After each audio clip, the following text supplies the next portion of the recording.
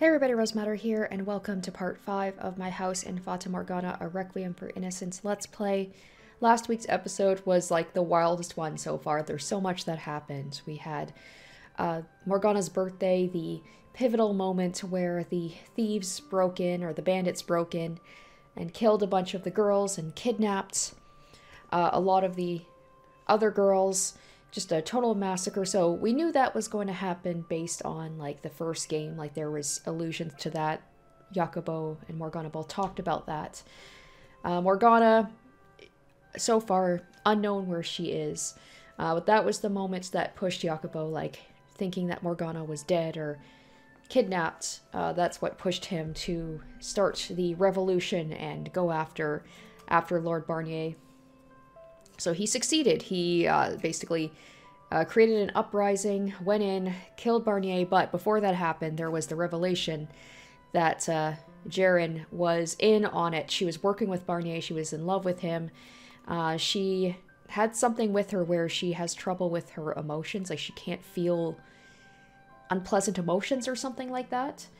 But yeah, so she was in on it. She's the one who like signaled for the bandits to attack and to kidnap the girls. So Jacobo had to make the difficult decision to kill her to get to Barnier, but he is now, you know, well, he wants to be the new lord because he has that whole thing where he's got the ring, so he's going to plead his case that he is the rightful heir. So I guess we're going to now go into the like aftermath of all that stuff and Jacobo's downfall, where, like Barnier said at the end, he will start to become paranoid, believe everybody is after him, and he will basically be creating his own hell. So anyway, let's get back into it and let's see what happens next.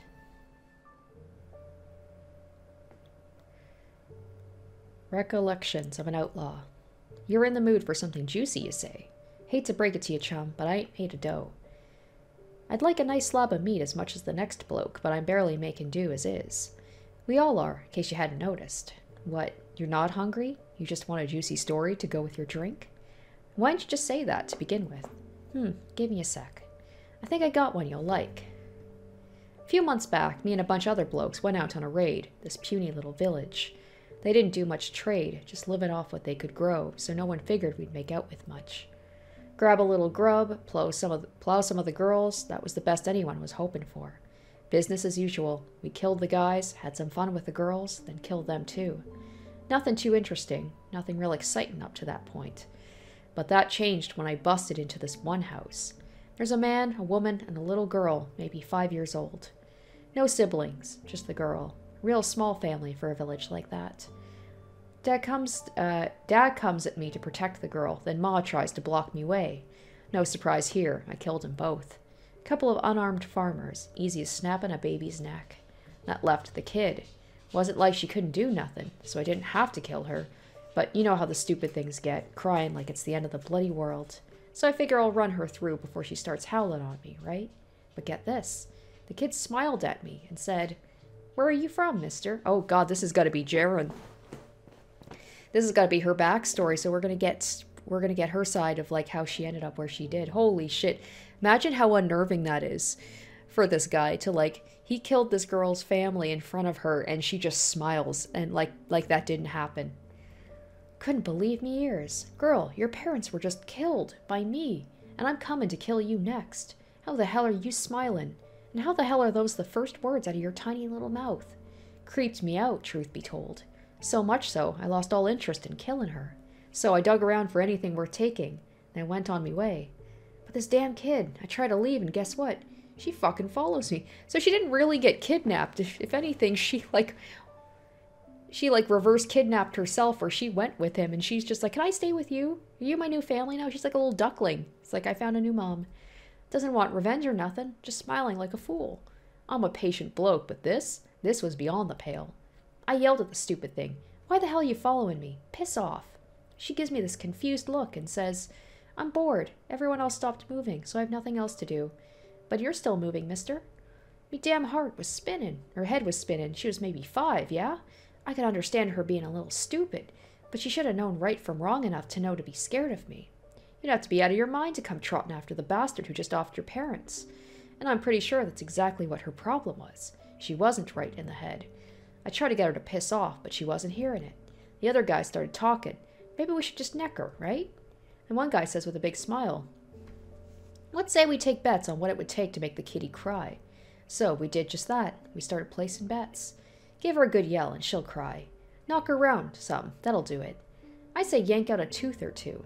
Rip off her nails one by one. Jeez. And finally, plow her till she breaks. That's what I was afraid of. This is why she doesn't mind being a prostitute, is because, like, she just doesn't see, it's just part of life. She just, like, no reaction, no emotion to it. We went round and did everything we could think of, our absolute worst. Not like we ever pretended to be good people. But it ain't every day you see a bunch of grown men taking turns knocking the hell out of a 5-year-old. And hell, that by itself's a good drinking story if I ever heard one. But it keeps going. She never cried, no matter what we did. Not a once. She would groan and twist her face when we hit her, so she did feel pain. But even that was only for a second. After that, she'd be back to smiling like an idiot. Tell you the truth, she seriously creeped me the fuck out. I wanted to just end it there and forget all about her. But the rest of the guys, they took a liking to her. Wanted to bring her back with us. I tried to talk him out of it, but one guy just says, what's the big deal? Ain't like we're adopting her. We'll have some fun, and when we get bored, she's gone. It's pretty damn hard to argue against that. If I keep fighting it, I'd look like I was trying to be the good guy or something. So now we've got this kid in the crew. First month or so she's with us. Everyone's treating her like their plaything. But after a little bit, that starts to change.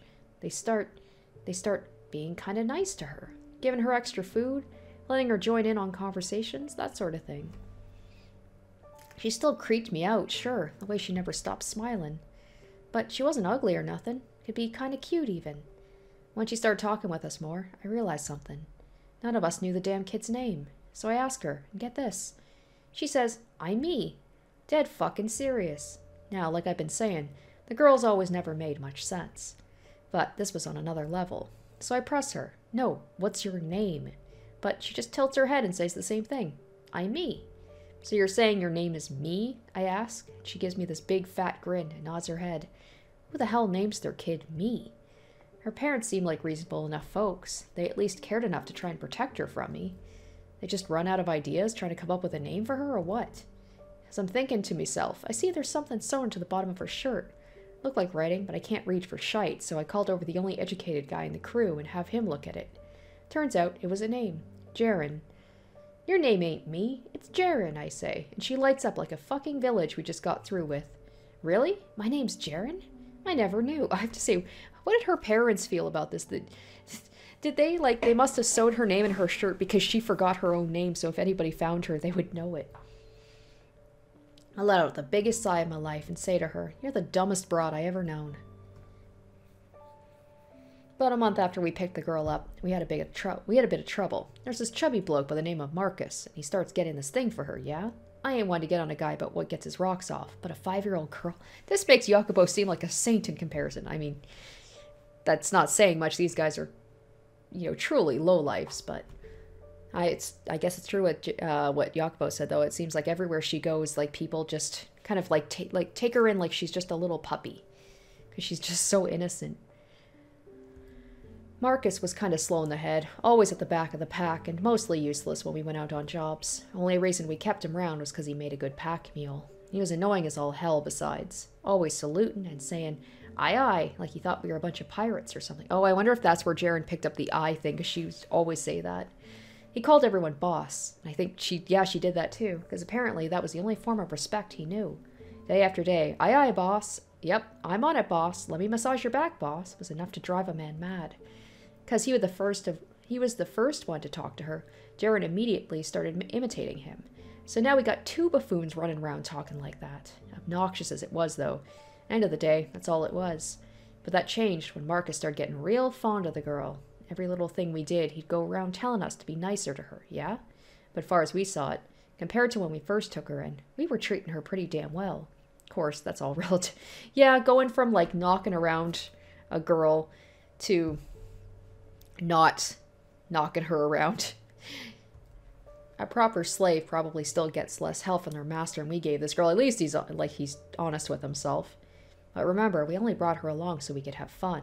We never intended to make her part of the crew. but Marcus wasn't having any of it. Son of a bitch actually snapped at us. You'll pay if you don't stop right now, boss. Idiot wanted a fight, so we gave him a fight. The whole lot of us beat the ever-loving hell out of him. Stomped his face in so bad you couldn't even recognize the poor bastard anymore. But that wasn't enough for him. His face a big bloody mess, Marcus said. I won't let you lay a finger on Ceren, boss. Tell you the truth, I didn't think he had the sack. Then Ceren comes trotting in. Seems she heard the ruckus and wanted to see what was it. What if she went in and started wailing on him too, because that's what everybody else is doing? Marcus's eyes went wide and he yelled, "Stay back!" But the girl? She just stood there, same old stupid smile on her face. Seeing her come in, one of the guys smirks, plops his arse down on Marcus's back, and holds a knife up against his neck and says, "Hey, Ceren, you like Marcus?" With a big grin, she answers, "Aye, boss." Through the swollen, bruised-up mess his face was, you could just barely make out Marcus smiling. Next, the guy on his back says, "Then, would it make you sad if we roughed him up a bit more?" "What do you mean, rough him up?" "Cut off his fingers, scoop out his eyes, you know, have a little fun." "Fun is fun. Why would that make me sad?" "You hear that? I ain't making this up." The girl's still standing there smiling, and Marcus, he goes pale as a ghost. And he did it. He cut off his fingers. Ceren's still smiling. He gouged out his eyes, still smiling. Finally, he slit Marcus's throat. Even as the blood's spraying right in her face, she never once stopped smiling. Just before he kicked off, Marcus looked like he was thrown into the deepest, darkest pit of despair. I've seen the hope drain from God knows how many men's eyes, but that was on a whole nother level. As you can imagine, I wasn't the only one Ceren creeped out anymore. Everyone felt the same way. Is this where they do, like, we need to get rid of this girl? She is psycho. She was so messed up, we all thought we might start turning into her if we kept her around any longer. So next city we landed, we sold Ceren off. We all lived happily ever after, minus one twisted little girl. Imagine being so hardcore that you scare a bunch of grown bandits, like they're terrified of you. What do you think? Juicy enough for you? You feel sick? Sorry about that, chum. I thought you had a stronger stomach. I do wonder what Ceren's up to these days. She's still smiling like an idiot, or...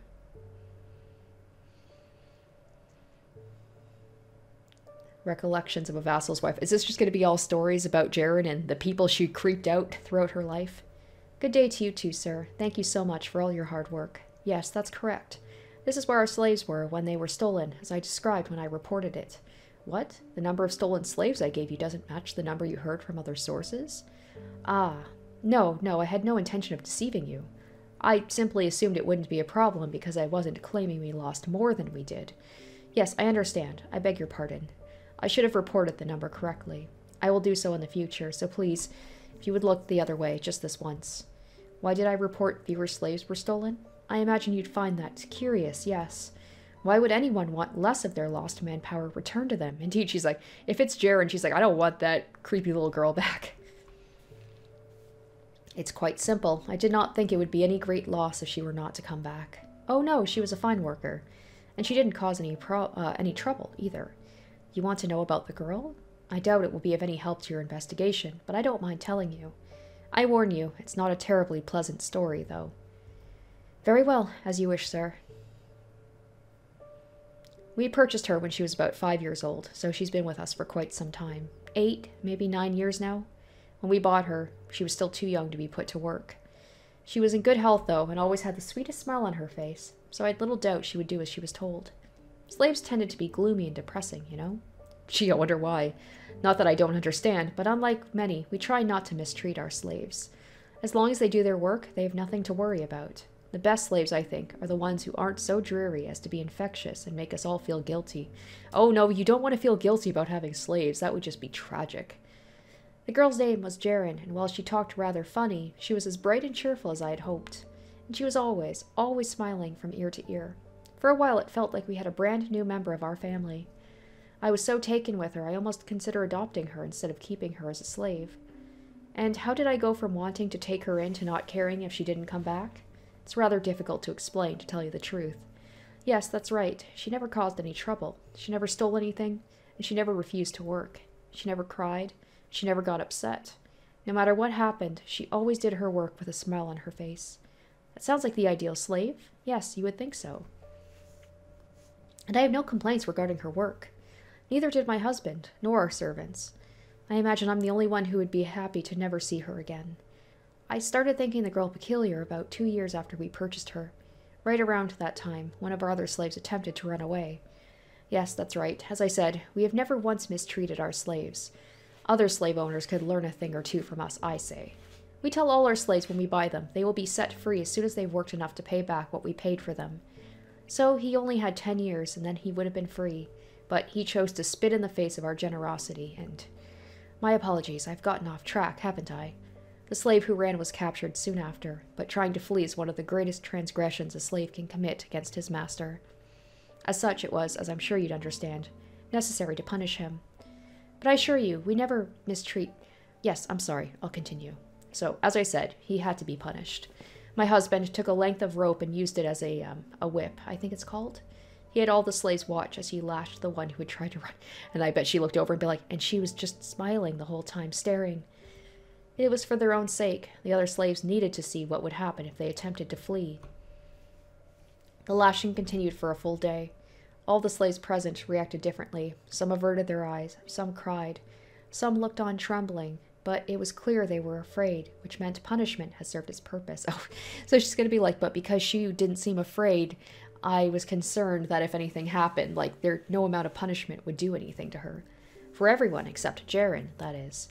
Yes, that's correct. She simply smiled. At first I thought my eyes were playing tricks on me. But every time I looked over at her, I saw the same thing. As the slave being lashed screamed out in pain, Ceren didn't even flinch. She just stood there smiling. Just looking at her gave me the chills.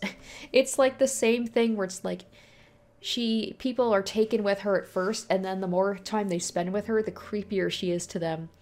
And then they just like either like they just get rid of her, or like it's like, okay, I can't be around you anymore. I think Maria's place was the only place where I think she could have stayed and everybody would have been like totally cool with it. Nobody was bothered by her. My husband thought it curious as well, but he wasn't nearly as put off as me. She was 7 at the time and a hard worker, and he said there was no issue as long as she didn't cause any trouble. But that completely misses the point, you know? She gave me the creeps. I wasn't comfortable with her around. But of course my husband has the final say. I couldn't defy him. So I did my best to forget that day. I couldn't get the girl out of my mind, though, no matter how hard I tried. My gaze was drawn to Ceren, and I noticed quite a bit as I observed her more carefully. Say one of the slaves hurts himself while working. You might expect another slave to ask if he's all right, to help patch up the wound, to volunteer to take on his responsibilities for the day, to show concern and compassion. But Ceren, she would just smile and go on her way, not a word. She was hardly perfect either, is anyone though, and she would make mistakes occasionally. Everyone slips up, and we try not to make a huge fuss about it because we sincerely value our slaves and the work they... My apologies. In any case, we can't simply brush such mistakes off, so we make sure to admonish them whenever something happens to ensure things run smoothly. But even as I scold her, Ceren's still smiling. As I'm sure you can imagine, it's hard not to feel as though you're being disrespected. So once I lost my temper and smacked her. It was only the once, though, I swear. I'm not a violent woman. I hate raising my hand to anyone. I was sure that if nothing else, it would make her cry. But still she smiled, with half her face red and swollen. I was so perplexed that I came straight out and asked her, "Why do you not cry? I just hit you. How can you keep smiling?" And she said, "Why would I cry? I'm not sad about anything." Pressing the issue further, I discovered she had evidently never felt bad for anyone in her life, including herself. Can you imagine? How terrible is that? It's not right. So I decided I needed to teach her how she was supposed to act. I taught her when she saw someone get hurt, she needed to show sympathy. That when she was being reprimanded, she needed to show remorse and a desire to improve. Ceren listened carefully to every word I said, and before long she started putting my teachings into practice. I was thinking that, like, if she shows no concern for other people, like all that stuff with Morgana, like she wouldn't have cared if she hurt Morgana's feelings, but she does have empathy for people, or at least the appearance of empathy. At first I was relieved. Ceren was finally a regular girl. She showed concern, compassion, regret. But it was all an act. She acted sad when someone got hurt, and then she turned around and was smiling again. It's like a sociopath. It's just like she can just like fake her feelings. It never lasted more than a few moments. Emotions were but a flash, there, then gone before you realized. It wasn't normal. It wasn't human. She didn't genuinely feel sympathy. Beyond the surface, she was no different than the girl who smiled as a fellow slave was being whipped before her eyes. Ceren had learned nothing. Unable to bear it anymore, I went to my husband again.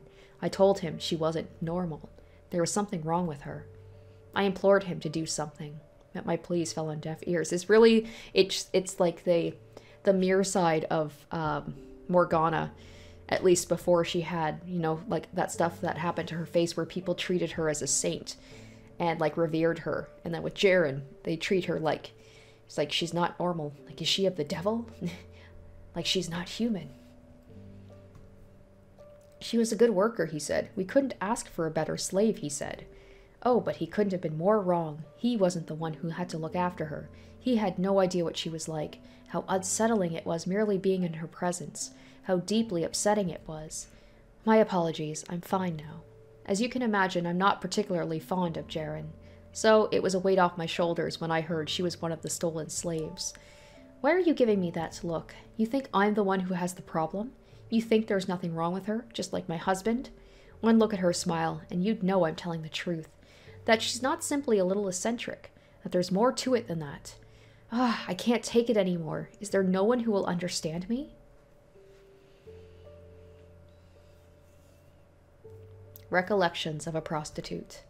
Kick back for a bit, why don't you? I'm in the mood to talk. Nah, I'm not going to charge extra. I don't bill by the hour. Oh, you never thought of me as a talkative girl? I guess that just goes to show how much I've taken to you. No, I'm not trying to butter you up, I swear. I've been thinking a lot these days about the place I last worked at, and it's really been getting me down. I can't think of anyone I want with me at times like this more than you. Did something happen there? I've been waiting for that question. It's a bit of a long story. I hope you don't mind. There's a city about 10 days by carriage from here. You know the one, right at Lord Barnier's doorstep? The place I used to work was there, and every so often the Lord would summon a few of the prettiest girls to come to his manor. I'm hardly the best-looking girl around, even out here, so I was never one of the chosen. But honestly, I'm lucky for it. It's not the kind of thing you want to go mentioning in public, but the Lord has some unsavory hobbies. Every girl who ever came back said, there's no amount of money you can pay me to do that again. Word is the Lord has a taste for torturing and killing his slaves. Not just if you screw up either. If he's in the mood and he so much as sees you, you could be dead. Oh, I wonder if Barnier, at that point, Ceren went to his manor and he, saw that she smiled as he did that stuff to the slaves, and he's like, ooh, kindred spirit, I like this girl. He's got a dungeon under his manor, too, they say. You can hear wailing coming from down there at all times of the day. The Lord enjoys all different kinds of torture. Flaying, dismemberment, boiling, the water cure. I'm sure he uses others, but I've only heard bits and pieces secondhand. He only ever killed the slaves, though. The girls all came back in one piece. On the outside, at least. Being forced to watch people get brutally murdered did a real number on most of them. Some were so broken by the experience they couldn't work anymore. So the Lord, apparently, he hosts banquets at his manor every so often. But here's the kicker. He only invites nobles that are into the same sort of thing. He's not the only one. We're being governed by God knows how many twisted freaks. I don't even want to think about it. Anyway, something like 2 years ago, I think it was, a couple of girls came back looking a good 20 years older, and they told us about one of the banquets. Most of the time, it's just him and his noble friends torturing slaves. But this one was different. There was a girl. Oh, so, Ceren met Morgana probably even before they encountered each other 2 years later. There was a girl, maybe 10 years old, chained up naked on this makeshift altar, but here's where it gets crazy.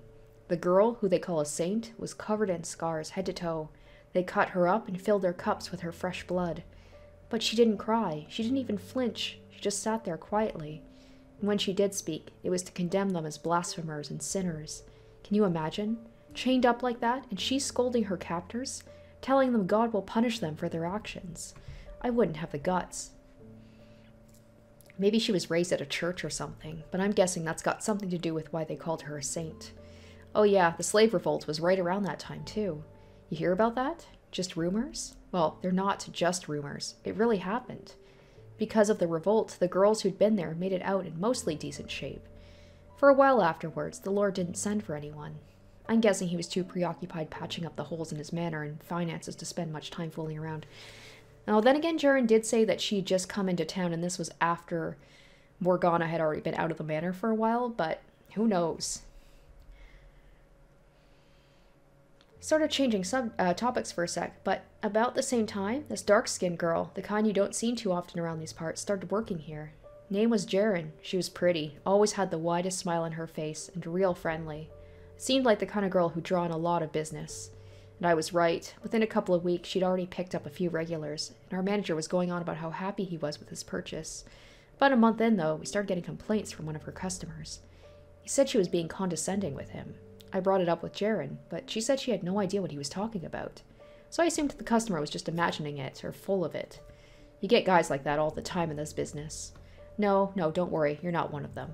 But the complaints kept coming in, which made me think, maybe there was something going on. So I decided to talk things out with the guys making the complaints this time, get a better picture of what the problem was. Most of them were pretty useless and vague, but the common issue seemed to be her behavior didn't make sense. One guy came in after bungling a huge trade deal, hoping to find some comfort, and he spilled his guts out to Ceren. But instead of trying to console him, she laughed. You can see why he wouldn't be thrilled about that. When I asked Ceren about it, she gave me a confused look and said, I thought he was telling a funny joke. There was no malice, nothing. She genuinely didn't understand how the customer wanted her to act.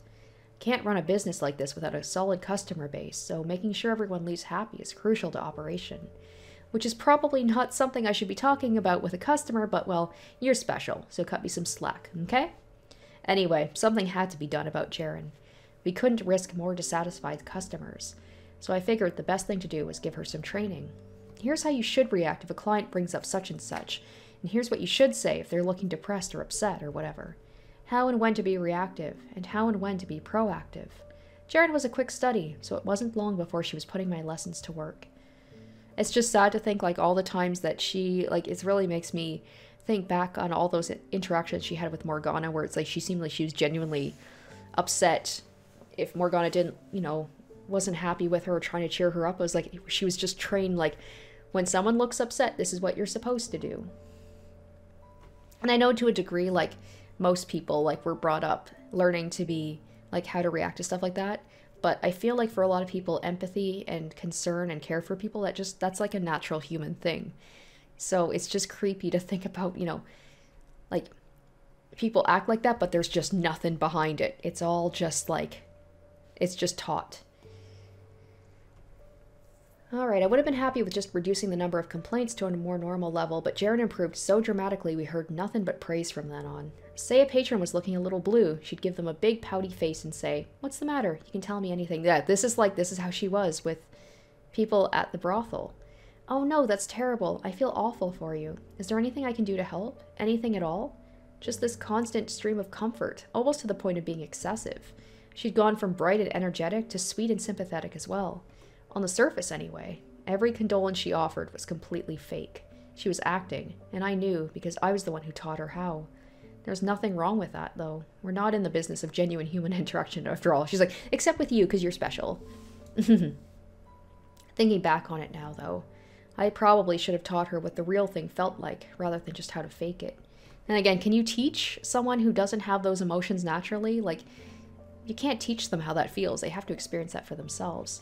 Alright, so here we go. This is probably when Barnier met Ceren and was like, yes, this is my girl. About a year later, the Lord started sending for girls again. We all knew he was a madman. That was common knowledge. He paid well, and everyone always came back alive, so we reluctantly complied. So this was after Morgana was gone. So Ceren wouldn't have had that meeting, like, she would not have seen Morgana at Lord Barnier's estate.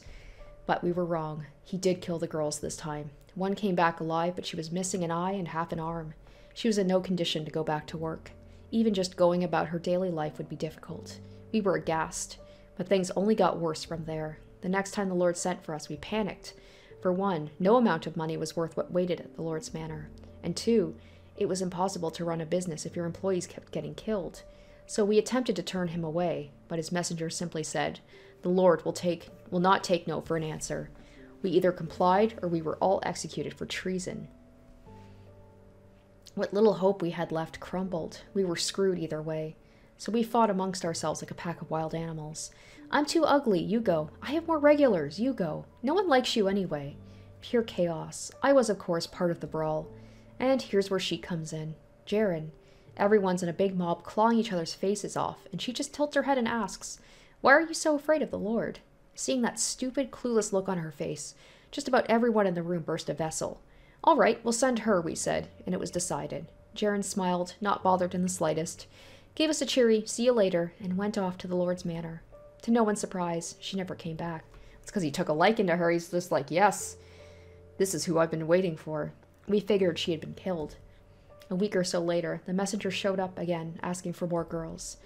By this point, the manager was furious. He demanded to speak with the Lord in person, saying if something wasn't done, the whole brothel would collapse, and he'd put his life on the line to prevent that. Seeing him so resolute, I felt a newfound respect for him. I also thought he was a complete idiot, but I still respected him. After all, there was no way the Lord would be open to negotiation. That much was obvious from everything he'd done. The manager and a few assistants set off for the Lord's manor, and about 2 weeks later, he returned.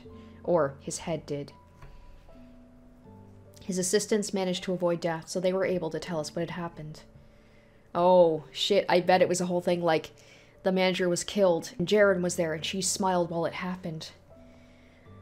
No one was exactly thrilled to hear more twisted tales about the Lord, but we listened anyway, and no one could have imagined what they told us. Ceren was there, with the Lord, alive and well. Not only has she not been killed, he had apparently taken quite a liking to her. The manager was surprised to see her too, but he figured it was as good a chance as he would ever get. If Ceren would speak up in his favor, the Lord might actually listen to her. Well, seeing how Ceren was apparently in love with Barnier, although is that something too? Could she feel genuine love, you know? Or was she just kind of brainwashed by Barnier to feel like she loved him? So emboldened, the manager pled with the Lord, begging him not to harm the girls, that we wouldn't be able to send anyone else otherwise.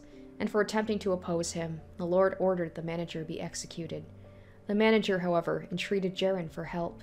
"If you have a heart, Ceren, please, tell the Lord not to take my life. I have people who need me."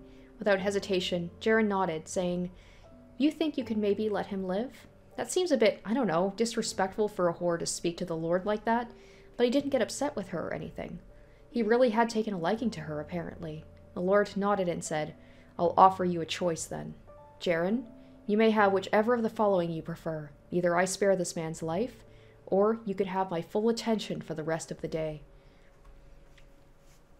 Yeah, I guess she's been brainwashed at this point. The manager and his assistants were baffled. How is this even a decision? How is a man's life, a man who had employed her for more than a year no less, comparable to a little attention? And the Lord, he would only offer that if he knew she would pick him. But they were even more baffled by Ceren's reaction. She thought about it for a second, and then blushing, she said, I want your attention." Everyone's jaws dropped. The manager about burst into tears. He begged her to reconsider, to have pity. He asked what he had ever done to wrong her. "You never did me wrong," she said. "Then why won't you have him spare me? I just want his attention more. And you're willing to let me die for that? What's so scary about dying anyway?" Not only did she not comprehend sorrow, she seemed to be devoid of anything resembling fear as well, which explained why she had so much trouble sympathizing with people's suffering, why she was always smiling no matter how bad things got. Without our manager, the brothel went to hell. His son took over, but he didn't give a damn about any of the girls. All he cared about was if he had enough booze to keep himself perpetually smashed. So, figuring I had a better chance elsewhere, I left everything behind and ran, leaving my future in fate's hands. Fate was kind to me, and I managed to make it here. They come to me in my dreams sometimes, though. I still see the faces of the poor girls we sent off to the gallows.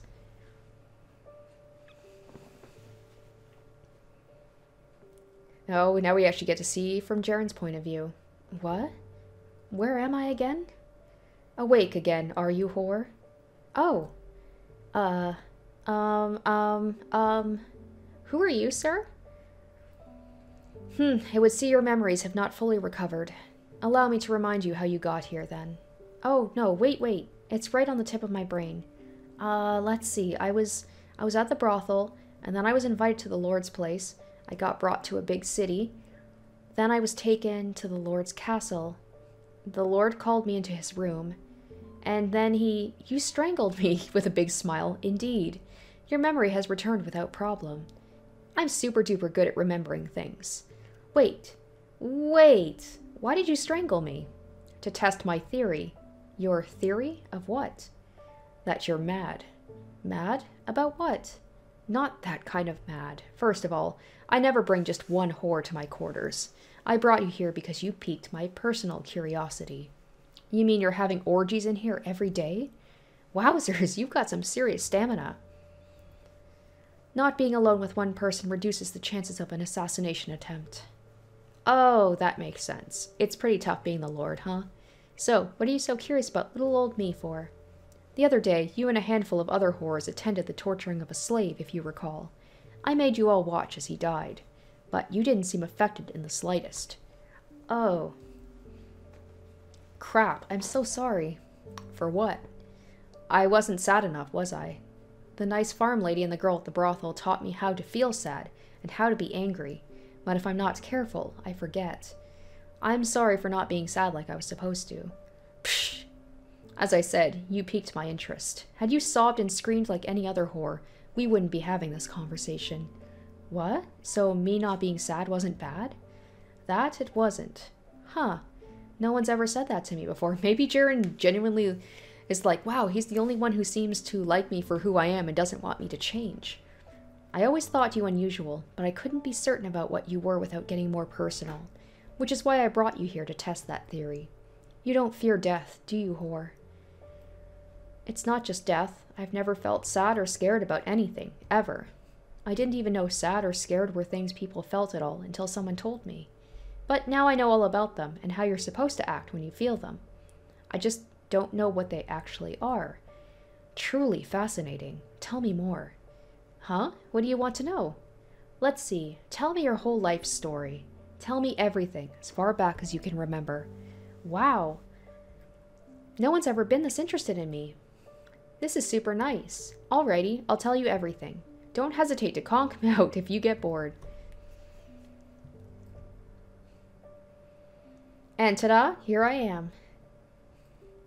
What'd you think? As boring as I thought I'd be? Or it would be? Hardly. That was easily the most engrossing childhood story I've ever heard. Woohoo! Smiling as your parents are killed before your eyes. I'm hardly one to talk, but you were one thoroughly heartless girl. I still wish I could do that over. I really loved my mom and dad, so she does have love. She can feel love and affection for people. I really loved my mom and dad, and the nice farm lady taught me you're supposed to be sad when people you love die. That's why you want a do-over? What? You're incapable of experiencing sorrow, no? Feigning it for the occasion won't change the fact you don't actually feel sad about losing them. I guess you're right. I can pretend, but I still don't know what it feels like. I don't understand why people are so afraid of death to begin with. I mean, pain isn't fun, I get that much, but if you don't let it bother you, it's not that big a deal. Plus, once you die, you get to go to heaven, so I don't get what there is to be afraid of. Not everyone goes to heaven. Oh, that's right, but still, I'm sure there are plenty of fun things to do in hell. Fascinating, you truly are twisted to your very soul. But I do sometimes feel disappointed. Do tell. Like, I sometimes wish I could eat my mom's supper again, and I feel left out when everyone's talking about how weird I am. Maybe sad is just like an even stronger version of that. I get the impression your entire experience of negative emotion is fundamentally distorted, so I don't know if you can say that. Ceren. Aye? Would you like to remain with me? What? Normally, I send whores back to where they came from when I'm done with them. But I'm offering you the chance to stay here with me. Are you asking for my hand in marriage? What do I do? What do I do? I went from whore to the Lord's wife in 3 seconds flat. Fool, I would never ever take a mere prostitute as a concubine. Drat. I am, however, fond of you, so I'm offering you a place in my house. So you're saying you actually want me around? Even knowing what kind of person I really am? I can see why she would love him or have a, an affection for him, instead of just being, thought of as weird like everybody else thinks her. You could say that, yes. Wow, no one's ever actually wanted me before.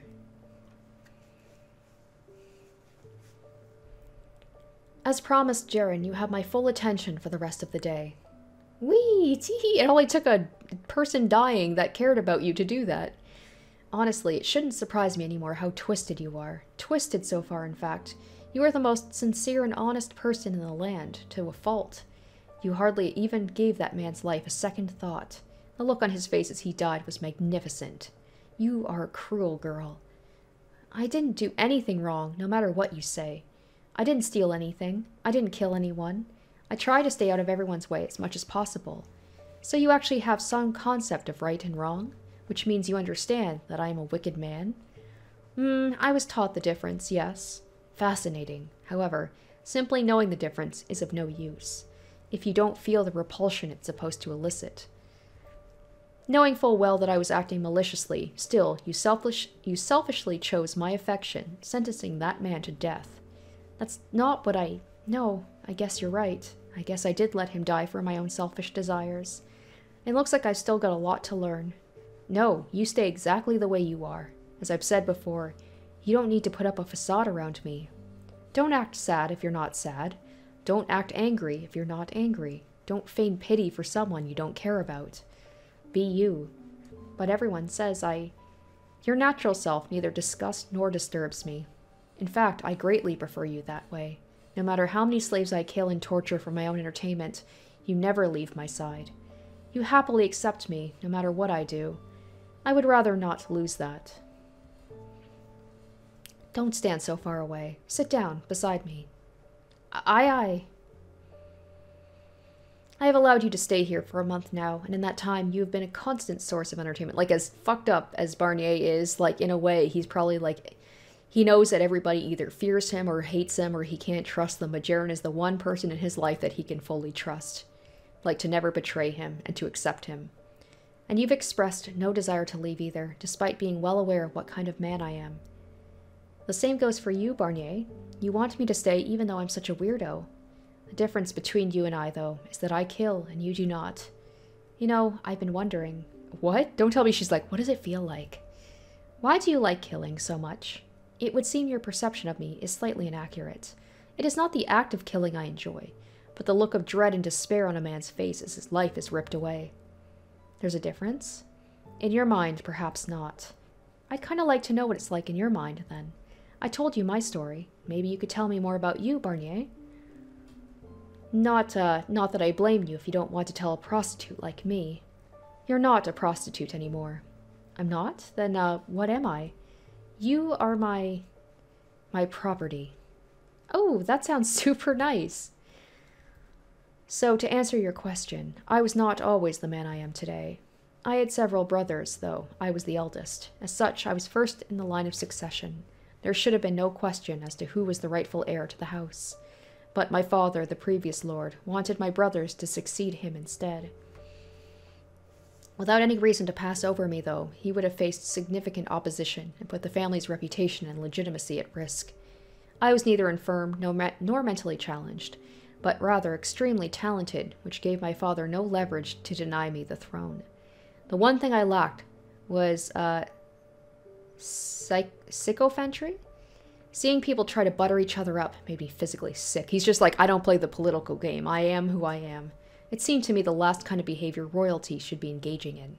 I believed merely possessing leadership ability should be sufficient for ruling effectively. But in this world, only those who can win others' favor make it anywhere. Only those who can make themselves look good and their peers like fools. Those who can claim others' achievements as their own, who can appear to have more power than they actually do. My father and brothers forsook me, making an attempt on my life, because they could not legitimately remove me as the rightful heir. They could only kill me if they wanted their way. I was fortunate enough to survive the attempt, but I still carry the scar today. You mean the big one on your back? That's right. You're surprisingly observant. Tee-hee. I was in danger of not just losing the lordship, but my life. I was left with 3 choices: to let them kill me, to flee and live in poverty, or to kill them first. I was born to rule, though, so in reality, I only ever had one choice. I murdered my father and all my brothers, leaving me as the only one in the line of succession. But becoming the lord did not immediately win me everyone's favor. Distant relatives crawled out of the woodwork to claim my throne as rightfully theirs. The people demanded I satisfy their every whim and fancy. And even my attendants tried to push their own agendas. The whole affair quickly grew tiring. Dozens were clamoring for a say in matters I could easily handle myself, so I silenced them.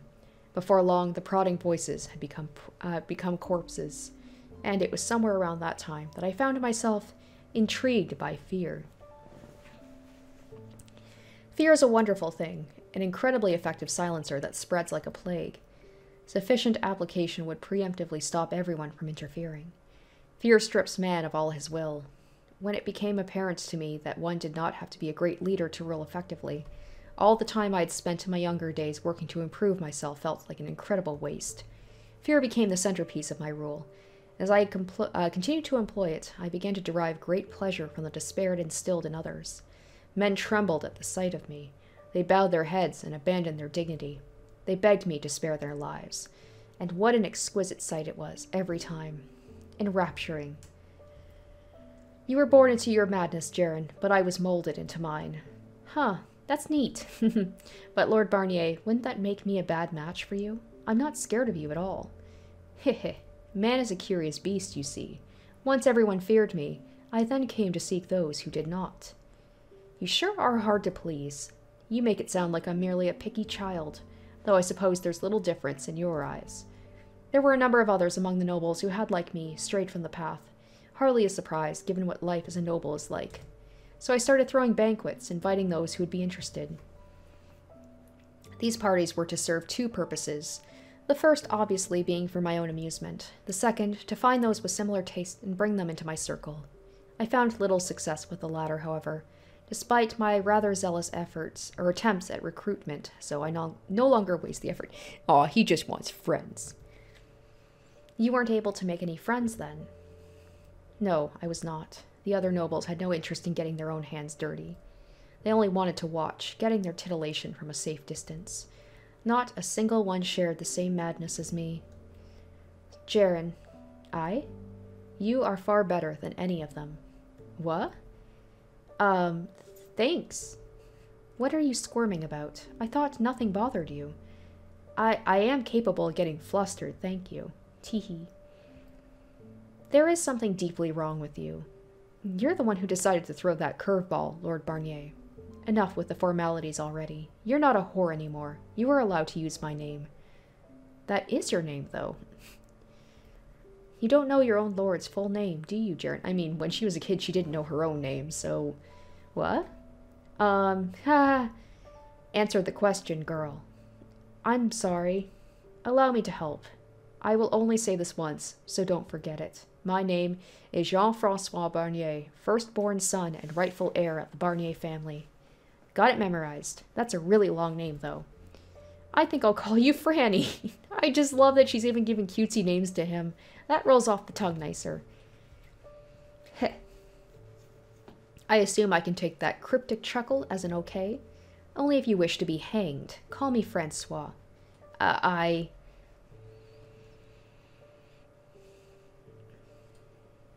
Ceren? Get up, Ceren. Oh? I swear you spend every moment you're not otherwise occupied sleeping. I love sleeping. I said get up, you feeble-minded Nimrod. Ow! You didn't have to hit me, yeesh. There are nicer ways to wake a girl up, you know. Be grateful I only hit you hard enough to wake you. I swear the church may have to redefine sloth if they ever meet you. This bed's so comfy, though. You do realize the blood of dozens of women have seeped into every fiber? Comfy's still comfy, though. Ha, that wouldn't bother you, would it? So, what's up, Francois? You need me for something? Yes, I have a favor to ask of you. This is probably when she's going to infiltrate the brothel. A favor? Of me? What is it? I'll do anything. Without even hearing what it is? It doesn't matter what it is. You said the word, and I'll do it, Francois. What if I asked you to take your own life right here? Just give me the knife. I should honestly be more used to this by now. Why wouldn't I do anything for you, Francois? I love you. No one's ever cared for me like you before. No one's ever wanted me as much as you.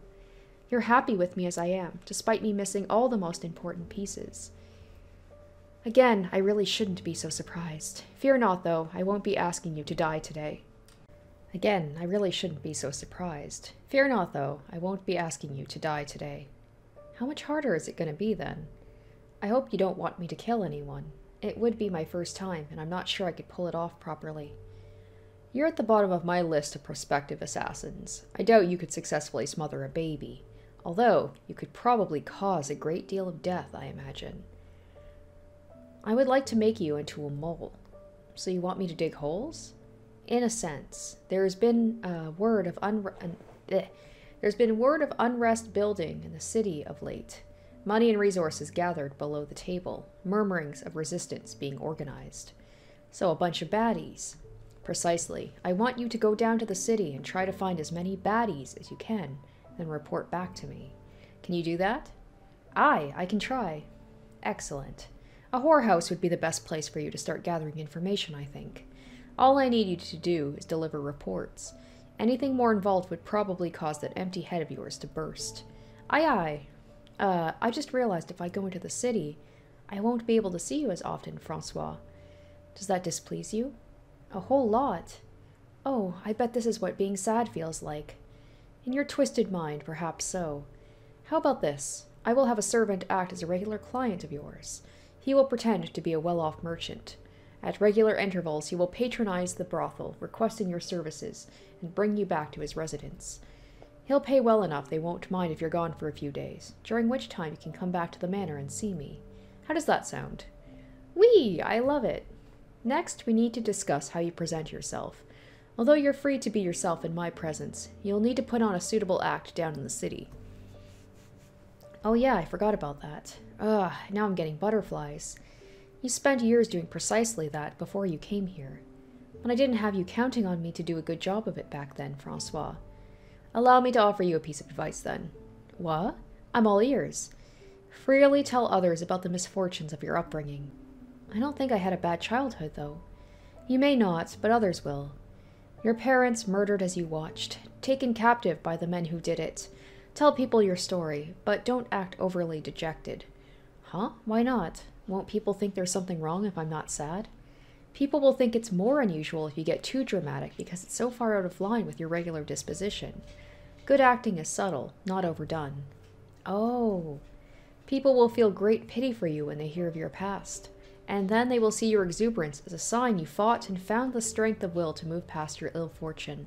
They will be impressed, taken with you. So you needn't exaggerate your performance. Just give it a little bit of flavor. As long as you don't tell anyone those emotions are beyond your grasp, no one will have any reason to suspect otherwise. So she subtly did imply, like, when she said stuff about, like, she doesn't even know what the short end of the stick looks like and stuff like that, but to people who hear that, they just think that she's just, like, a half glass full kind of girl.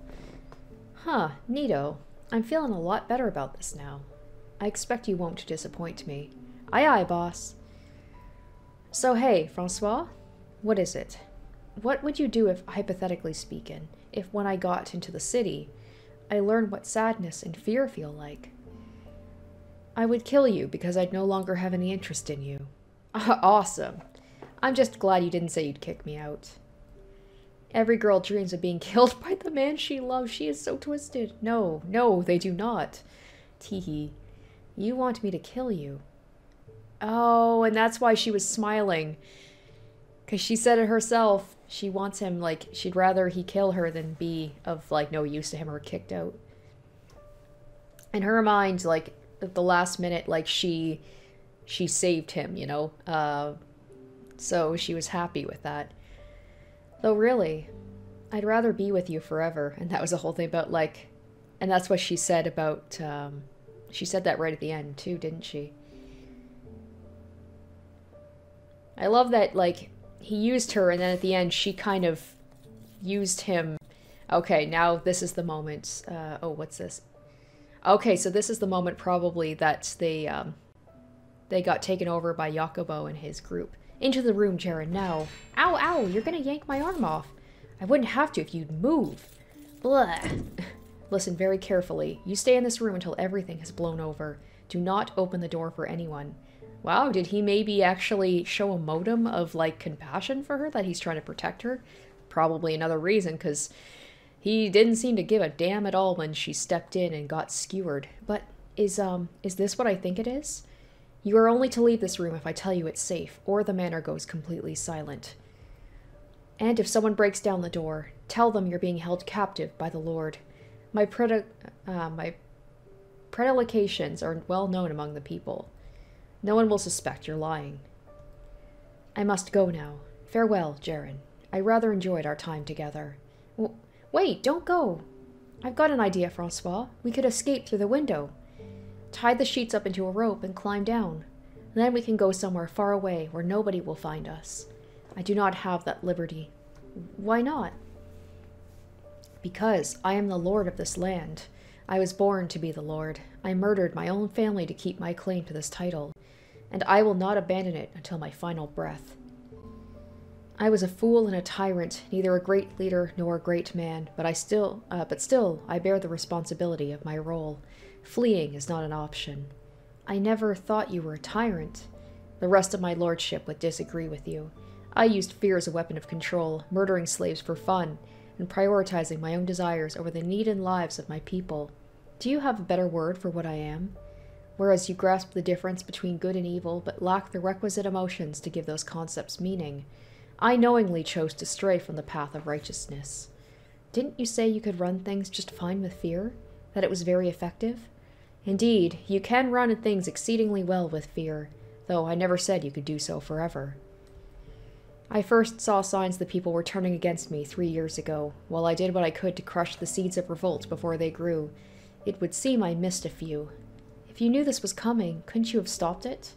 I've traveled so far down the wicked path it would be nigh impossible for me to find my way back into the light, which means all I can do is continue on and see what awaited me at the end.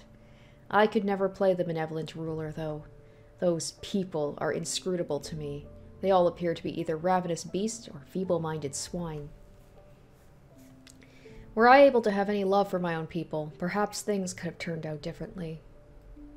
I can't stay in here and wait, Francois. I want to be with... You will do as I say, girl. What's gotten into you, Ceren? Death is supposed to be meaningless to you. You do not experience sorrow over loss.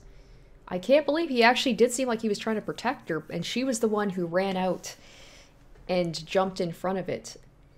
But I mean, he didn't seem surprised or upset at all. But should I not come back? Go on smiling. Do not think I will simply let them walk in and kill me. I have dozens of skilled guards, and I can handle a sword myself as well. Far better than any mere peasant. They're getting closer. Now, remember, you are not to leave this room, understood? You are my property, and property does not defy the will of its master. What if I do come out? Ceren, you will not be of any help to me out there, and should you obstruct me in any way, I will not hesitate to kill you. You do not have a choice. Is that clear?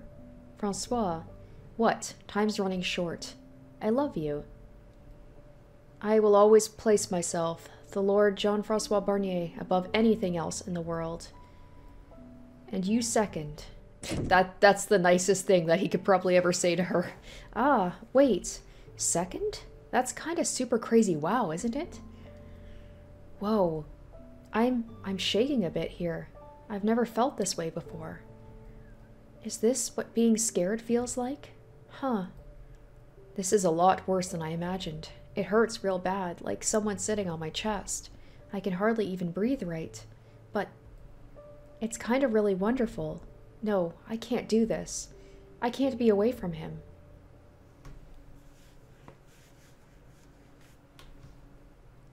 Okay, so that's the end of her tale, and now part 2, what's past is prologue. Wherefore should the heathen say, Where is now their God? But our God is in the heavens, he hath done whatsoever he hath pleased. I know to read this fast, O God, their idols are silver and gold, the work of men's hands. They have mouths, but they speak not. Eyes have they, but they see not. They have ears, but they hear not. Oh, there it goes. That they make them are like unto them, so is everyone that trusteth in them.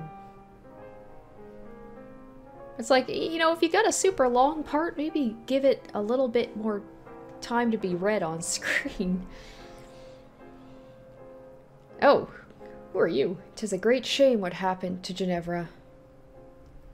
The post-revolution merrymaking continued into the wee hours of the morning. After things settled down and the men returned to city, an elderly man calling himself Odilon showed himself before me. Despite his evident age, the man stood tall and spoke in a clear, confident voice. Looking into his deep sapphire eyes, I felt as though I could see everything he had borne witness to in these walls engraved within them. Odilon revealed himself as an ally of the revolution and as having been in contact with Ginevra. Had things proceeded as initially planned, she was to take power and build the land anew with my assistance. But great things is never without its cost, or great change. Nevertheless, I am unspeakably grateful for how swiftly you managed to dethrone the former lord. Without your heroic efforts, we would still... Enough with the ass-kissing. Tell me who you are and exactly what you're hoping to get out of me. No need to be so apprehensive, I assure you. I am more than happy to tell you everything you wish to know. I served as counsel to the late Lord Jean-François Barnier, and 'twas I who aided the revolution from within the manor's walls, coordinating with Ginevra on the outside. So that would make you the one who ordered the gates opened for us, then. Verily. Furthermore, I arranged to have a number of the guards turn coat. Well, you did fine work. We would have lost a lot more men without your efforts. I have to ask, though, where were you while it was actually happening? I don't recall seeing you anywhere. I took the liberty of finding myself shelter. How fortunate for you to be able to kick back and watch, only to crawl out of your hole after we relieved the Lord of his head. I was like, hey, I'd say, he's an old man, Jacopo. What do you expect him to do? Take up arms and fight alongside you? He did his part, as far as I'm concerned. Might you, perchance, be suggesting this old bag of bones take up the blade? Exactly. I would only serve as an impediment to your success. 30 years ago, mayhap. But hardly could I point a sword straight today. Or perhaps you'd say that I, as a supporter of your cause, should have been present for the occasion regardless. But of little aid I would have been, merely dying a fool's death, becoming naught but another body upon which the living would trek. I'm guessing he's going to basically be like Jacopo's assistant or whatever. He's just like, well, if you want, you know, you don't know how to do any of this stuff. I've been helping the Lord. I know how things run around here. It's like, would you rather I just die? It's like, at least me being alive, I can help you out with this, because you might be in a little over your head. You're skilled with your words, old man. Of course, 'tis my job. There is but one service I can provide you, my knowledge. Knowledge? Meaning you intend to continue to serve as the Lord's counsel. For what other reason would I lend my hand to this revolution? You expect me to just take your word, to trust you? Surely you're aware you cannot rightfully govern this territory without the acknowledgement of the neighboring counts and the king. I have knowledge and connections which would prove invaluable in establishing you as legitimate and qualified to inherit the throne. Yes, I know. I did not saunter into here blind. I still hadn't figured out how I would accomplish that, but... Wait, I recognize you from somewhere. I remember. You were here during the revolt 3 years ago. You're the one who helped Barnier escape. 'Twas indeed I. That's all the more reason not to trust you. You sat back and watched, not a damn peep, as that clown of a lord left his people to rot. Like hell I'm letting you be my counsel. You are an astute young man, but still far too green for your own good, and you fail to fully separate yourself from your old life. Excuse me? I assure you, I was no more fond of Lord Barnier's predilections than you. But, as I'm sure you're aware, he was quick to send his opponents off to the gallows, and he would be no more merciful to his counsel than a slum dweller. My objections would have ensured but one thing, a swift, meaningless death. Moreover, you know it was not yet the time had stayed your hand, nay? I too had reached the same conclusion, and was waiting the appropriate time, the perfect time to rearrange the board. Ugh. You must disperse of the childish emotion that controls you. Act exclusively in service of that which most benefits you. And you cannot do so without someone to guide you. You are still merely a fledgling young man. You know not up from down in this vast new world, and you have neither an army nor the weapons with which to defend yourself. Should you go out into that world unaccompanied, it will snap your neck before you feel the hands upon your skin. This is when, like, it's really gonna drive home to Jacopo that, like, he can't really trust anybody. He's gonna start shutting himself away from all of his friends, and they're gonna start resenting him. And what benefits are you hoping to reap from this? You're not acting out of a love for the people, that much is obvious. A chance to fulfill my duties as counsel to the Lord. My expertise went largely unused under Lord Barnier's rule. 'Twas a deeply frustrating time for me. Though, if I may be blunt, perhaps I should say, that I'd like to die knowing I've accomplished something worthwhile with my life. I can promise you, I have no intention of mistreating the people for my own personal amusement. You've still given me no reason to actually trust you. Allow my work to speak for my words. Allow me to proffer unto you my knowledge, that it might be of service to you. I don't completely trust this man, nor do I think I ever will. He's after something. He probably wants to use me as a puppet under the guise of assisting me as my counsel. He makes a good point, though. I'll need someone to show me the ropes if I want any chance of governing effectively. Have you come to a decision? Okay.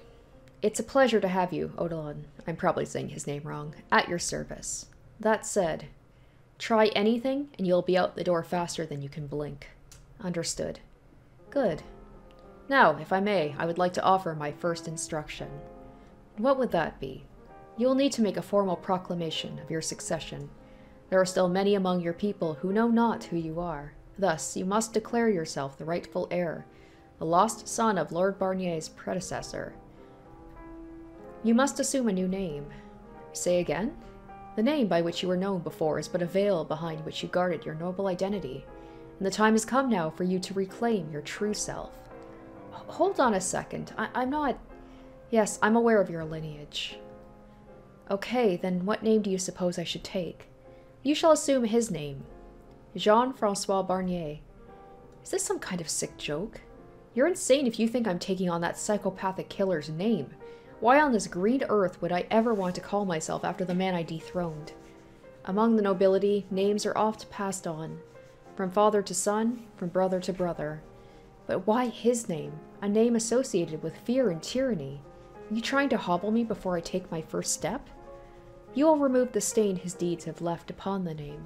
Lord Barnier killed his father, brothers, and all their families in attendance, as Ginevra likely told you. Why do you suppose he killed them? Are you mocking me, old man? He killed them because he was a damned madman. Lord Barnier was not the rightful heir. Excuse me? He was merely a stand-in to be disposed of and quietly replaced when came the time. However, he grew voracious for power, fixated on becoming the Lord himself. So he killed everyone who stood in his way, both the Barnier family and the attendants who knew the truth. Though he failed to realize that the Lord had sired another son. You, the rightful inheritor of the Jean-Francois Barnier name.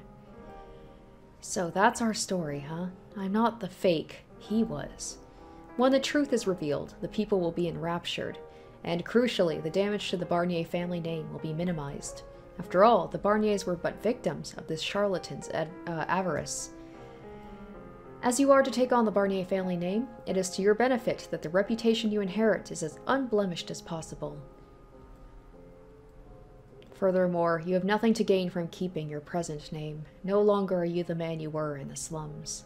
You must become a new man entirely. Yeah, like, I think this is when the divide is already going to start happening with, like, the people he knew in the slums, where they'll be like, oh, you're taking on his name, you're forgetting your identity. You're already changing. Enough. I need time to think. A day, give me just one. I cannot. 'Tis a matter of the utmost importance. You must act swiftly, for the opportunity will pass and the tides turn against you anon. The people are on your side for now. However, should you fail to exponentially demonstrate that you, as their new lord, are likewise on their side, you will find yourself with more than the counts upon your doorstep. You must decide now. Sir. All right. I'll swallow my pride. I knew that there would need to be some changes before I embarked on this road. So, this isn't unexpected, just moving quicker than I was prepared for. A wise decision. Now, before we move on to the next order of business, I must ask, are you physically well enough to remain on your feet for a short while longer? You'll need to stand before your people and make a speech. Nevertheless, it's evident you are wounded from your battle, and 'twould reflect poorly on your accomplishments were you to collapse during your first appearance. I'll be fine. I can hold myself up long enough to give a speech. Ho ho ho, youth, what a wonderful thing. You must be sure to get your rest once you've finished. I will arrange for the best doctor to come examine you. Appreciated. Now then, let us be off. You need merely repeat after me.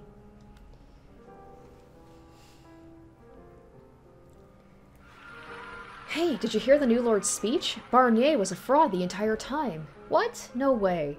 But God, I should have skipped work and gone up to the manor to see it. You still got a chance. Go down to the square. The town crier's spreading the word of the whole thing. Did you hear? The new Lord led the charge on the revolution, and he was the real Jean-Francois Barnier. I heard. I was there for his speech. He's so young. And easy on the eyes to boot. They say he spent years living in the slum, hiding his true identity. That it must have been so difficult for him. At long last, we're free from our suffering, free from the terror of Lord Barnier. Cheers for the new Lord. Oh, give me a break. You're no damn lord. How goes it, Maria? You look like you ain't slept in weeks. Ugh. Where's your smile, girl? Today's a day for celebrating. Oh, go fuck yourself. What? You're the one who pushed him into this. Huh? What are you getting pissy about? You pressured him into this dumbass revolution, into becoming the fucking lord. Whoa, whoa, whoa, that ain't what happened at all. Jacobo's the one who proposed the whole thing. Bullshit. He was trying to talk sense into you at the Midsummer Festival. Ah, for the love of cripes, what crawled up your ass and died? The batshit asshole's gone, and now we got someone on our side in power. What's there to complain about? Ugh. Is there anything in that meathead of yours? What was that? You do realize he can never come back now, right? He's the Lord. He's gone, and he's gone for good. Up there in that manor, all by himself. And you dragged him up on the top of that hill and left him there. I get that you want someone to take this out on, but Jacobo's also the one who proposed becoming the Lord. No, I didn't push a damn thing on him. He showed up one day with a ring bearing the Barnier family crest, then told everyone he was royalty and had claim to the throne. This is insane. It was his words that sparked the revolution. There's no way. Jacobo is royalty? You need to get a better sense of humor. My thoughts exactly at first too, but then I saw the crest on the ring. It's the real deal. Did you miss the whole part where he put on the ring in front of everyone before we stormed the manor? His whole spiel about being the heir? That was pretty damn convincing, if I do say so myself. You seriously think I was there for some stupid pep talk? Ain't ya his friend? I feel like a friend should be rooting for his success, you know? That's what I'm doing, I can say that much. Anyway, I got a hot date with a couple of kegs, so I'm out of here. Unless you want to come with. We're gonna be partying all night long. Like hell I'm coming. Just thought I'd ask. Try not to look so sour all the time, Kay. You're much prettier when you smile. Choke on a dick, asshole. Duly noted, later. I can't root for him because he's my friend. I know better than anyone that he's in over his head. All I can do now is pray for you, Jacobo. Pray that you'll always be the Jacobo we know. That this won't change you. Yeah, about that. We're still friends, right? Even if we're worlds apart now. Alright, so while that wasn't quite as intense as last week's episode, it was still very eye-opening and illuminating, especially about Ceren, her whole backstory.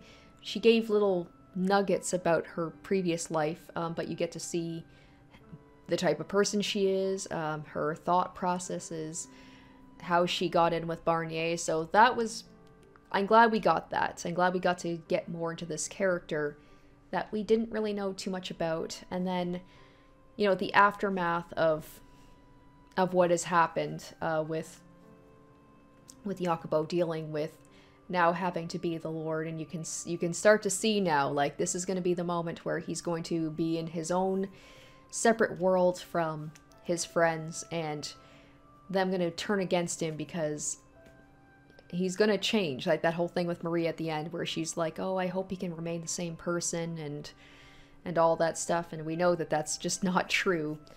So I imagine we'll get more into like post-revolution Jacobo as he struggles to deal with being the Lord. So I'm looking forward to that. And of course, like, what happened to Morgana after? Like, I definitely want to know, like, where is Morgana and all this? When are we going to get to see her again? So anyway, I hope you guys enjoyed this episode, and stay tuned next week for part 6. Until then, bye. Special shoutouts to my top tier patrons: Kiori Makoto, SM, Revealing Storm, Tequila Mockingbird, Asborn Kennedy, Harry Gazif, iCognito, Jared Fan, Joel Oostman, and Zoran Ether.